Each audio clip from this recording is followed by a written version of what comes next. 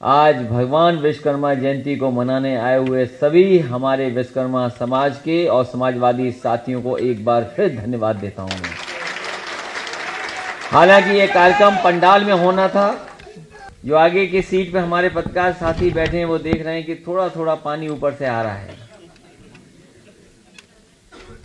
तो ये समझ सकते हैं कि कल कितनी बारिश हुई, लोगों की जान भी गई। पूरे प्रदेश की अभी आकलन नहीं हुआ है, लेकिन बड़ी संख्या में लोगों की जान चली गई। बहुत बड़े पैमाने पर लोगों की क्षति हुई है, नुकसान हुआ है। और जिस सरकार को ये इंतजाम करना था 4.5 साल में, एक ही बारिश में पता लग गया कि उनका कोई इंतजाम नहीं था। गाड़ियां भी सड़कों पर ऐसे ही बही चली जा रही थी, चल नहीं पा रही थी। आज जब विश्वकर्मा जयंती के दिन हमारे तमाम विश्वकर्मा समाज के लोग बैठे हैं, मुझे भरोसा है कि अब ये सरकार जाने वाली है, ये सरकार बचेगी। इस सरकार का सफाया होगा,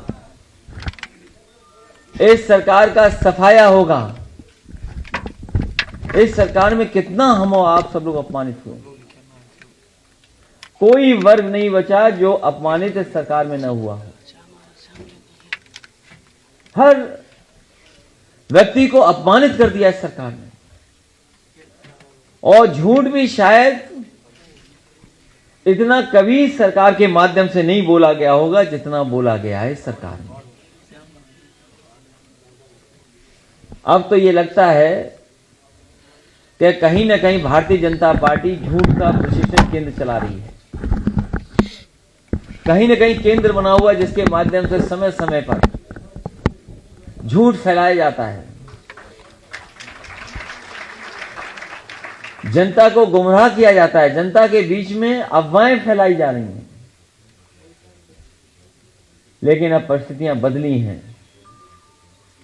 इतने सालों का धोखा, लगातार जो धोखा मिला है,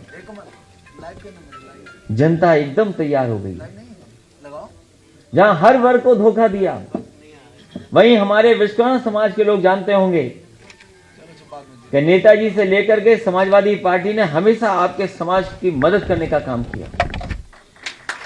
मुझे याद है आपके समाज के लोग आए थे, मिले थे। रामेश के विश्वकर्मा जी जानते होंगे, बड़े पैमाने पर लोग आए कि मांग थी कि विश्वकर्मा जयंती का आयोजन और पूजा के दिन हमारी छुट्टी हो। ये सम्मान देने का काम, जिससे परिवार के और विश्वकर्मा समाज के साथ साथ और लोग भी पूजा कर सकें, अपने भगवान को याद कर सकें, उसके लिए छुट्टी की गई थी। लेकिन ऐसे मुख्यमंत्री जो काम नहीं करते, उन्होंने छुट्टी खत्म कर दी।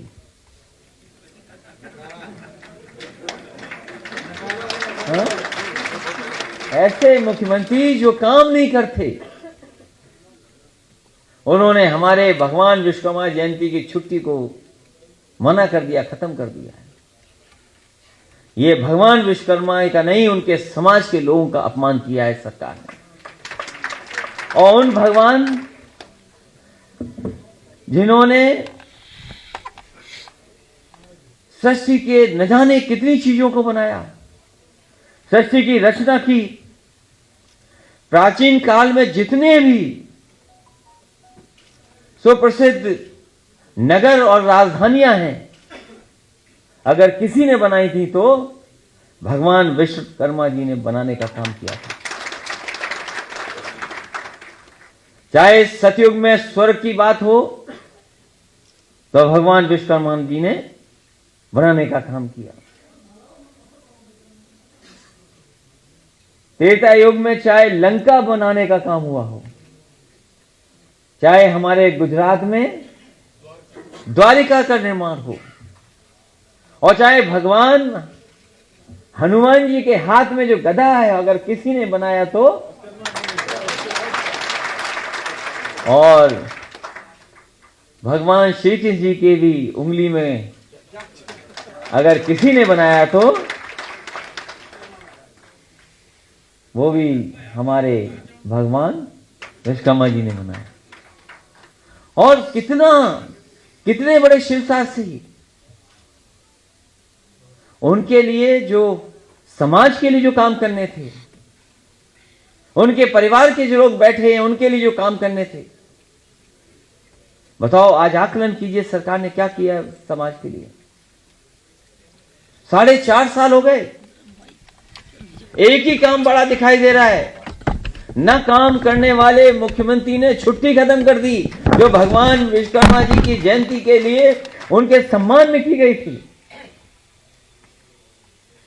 अगर कोई बड़ा काम किया हो तो बताइए।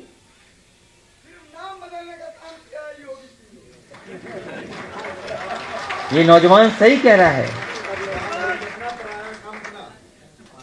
ये सही नौजवान कह रहा है। अगर हमारे मुख्यमंत्री जी को पता लग जाए कि ये नौजवान आया है लखनऊ में, तो ये जरूरी नहीं जिस नाम से आए उसी नाम से वापस जाओ।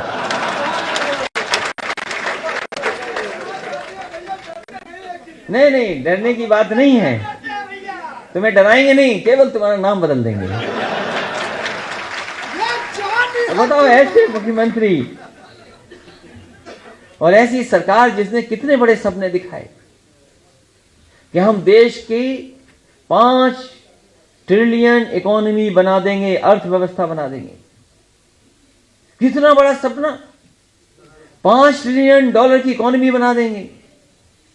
हम आप लोग अगर गिनती करें, शून्य गिने तो नहीं गिन पाएंगे उसके पीछे जीरो कितने हैं। अगर दिल्ली में कहा गया कि 5 ट्रिलियन डॉलर की इकोनॉमी बनेगी तो हमारे मुख्यमंत्री जी क्यों पीछे रहते? उन्होंने कहा कि इस 5 ट्रिलियन डॉलर इकोनॉमी में अगर भागीदारी उत्तर प्रदेश की होगी तो 1 ट्रिलियन डॉलर इकोनॉमी की होगी। हमारे मुख्यमंत्री जी ऐसे हैं जो लैपटॉप ही नहीं चला पाते हैं, इसीलिए बटा नहीं। तो बताओ 1 ट्रिलियन डॉलर इकोनॉमी कैसे बना देंगे?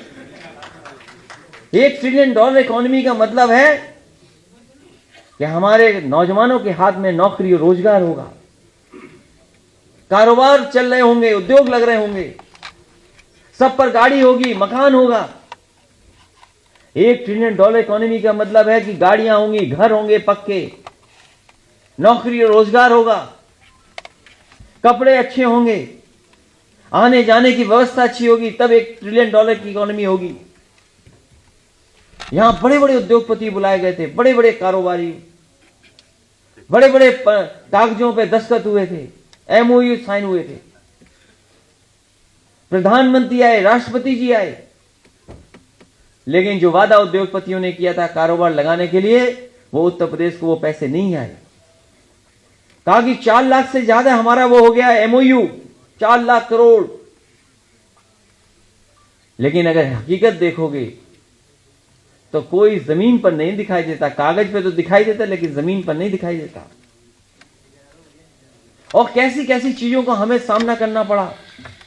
यहां हमारे विश्वकर्मा समाज के लोग हैं, छोटा मोटा कारोबार कर लेते हैं, दुकान है, कारोबार है, बाजार में अपना कारोबार करते हैं।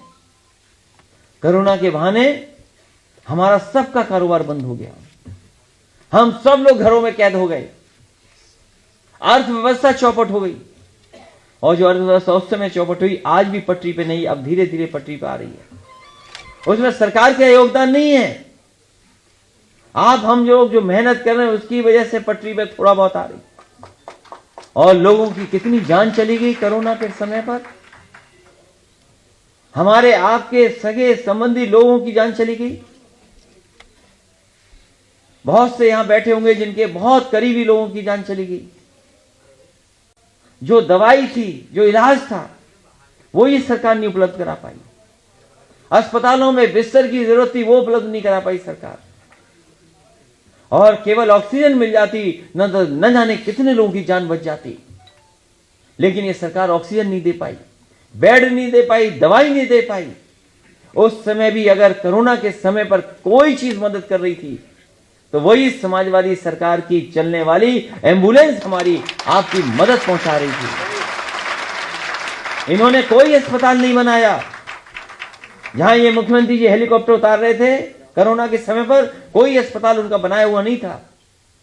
जो कुछ अस्पतालों में गए थे वो नेताजी और समाजवादी पार्टी की पिछली सरकार के बनाए हुए अस्पताल थे, और ऐसा लॉकडाउन किया कि हमारे मजदूरों की जान चली गई। लोग गुजरात से चल करके आए, महाराष्ट्र से चल करके आए। ऐसी दर्दनाक कहानी दुनिया में नहीं मिलेंगी। ये दुनिया के बराबर काम करना चाहते हैं, दुनिया के बराबर खड़े होना चाहते हैं। $5 ट्रिलियन की इकोनॉमी दिखा करके चीन और अमेरिका को दिखाना चाहते हैं कि हम ऐसी अर्थव्यवस्था बनेंगे। लेकिन जब संकट आया, जब परेशानी आई, तो ये सरकार उद्योगपतियों के साथ खड़ी थी, बड़े लोगों के साथ खड़ी थी। बड़े लोगों के लिए हवाई जहाज चल रहे थे, उनके हवाई जहाज दुनिया के कहीं से भी आ सकते थे, लेकिन हमारे मजदूरों को मजबूर कर दिया, पैदल पैदल गए, और वो तब जाकर के अपने घर पहुंचे थे। कोई इंतजाम सरकार ने नहीं किया था। और कह रहे थे कि ट्रेन हम इसलिए नहीं चला रहे हैं, बसें इसलिए नहीं चला रहे हैं क्योंकि कोरोना फैल जाएगा। वही तो हमने लोकसभा में कहा था कि ये कोरोना हवाई जहाज से आया है, ये पैदल से चल करके पहुंचने वाला कोरोना नहीं था, पैदल चलने वालों के कोरोना नहीं हुआ। उन्होंने नहीं फैलाया। हवाई जहाज से जो चीजें आई थी, अगर सरकार सही समय पर लॉकडाउन करती तो शायद बहुत बड़े पैमाने पे बीमारी रोकी जा सकती थी। लेकिन मजदूरों को कैसे छोड़ दिया? जाओ पैदल पैदल चले जाओ घर अपने। ऐसे दर्दनाक कहानियां किसी देश में नहीं देखने को मिली होंगी।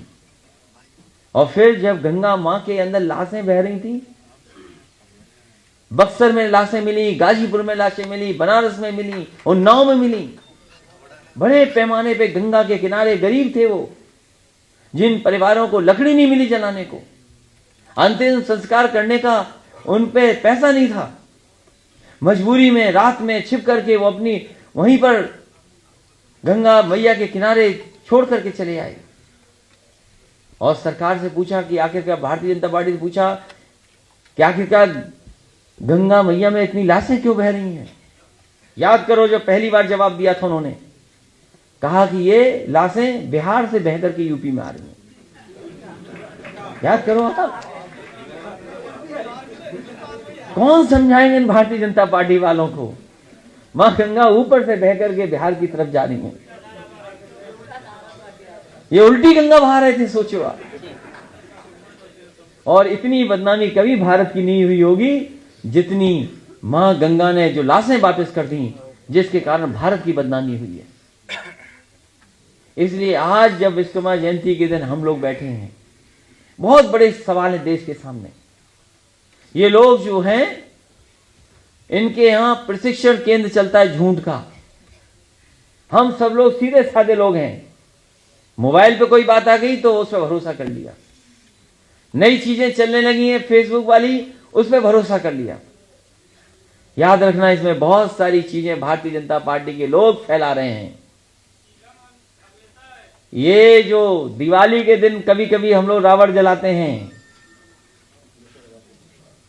दशहरा के दिन, इसी तरह सोशल मीडिया पे भी ये ई रावण बैठे हुए हैं जो हमारे आपके खिलाफ फैलाते हैं चीजें। सोचिए क्या क्या फैलाने लगते हैं ये लोग। ये सब पैसे से और प्रशिक्षण पा करके फैला रहे हैं। इसलिए हमें और आपको बहुत सावधान रहना पड़ेगा, बहुत सावधान, क्योंकि यूपी का चुनाव देश का सबसे बड़ा चुनाव होने जा रहा है।